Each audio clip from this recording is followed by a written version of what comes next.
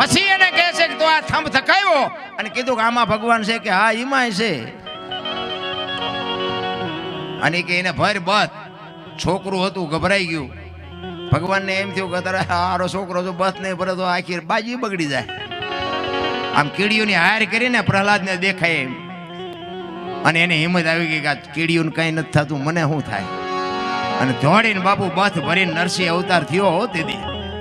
પછી બાપુ જેમ ઊંદડું બાપુ હાથમાં લે ને બિલાડી એમ બાપુ હરણાકશને ભગવાને લીધો હાથમાં લઈ દિયાથમાનો સમય ઉમરા વચ્ચે રાખી ઢીસણ ઉપર બેહાડી અને પછી હરણાકશને કહે છે હરણાકશ કાઢ તારો દસ્તાવેજ કાઢી લખાયું છે ને તે ઈ કે કાઢ.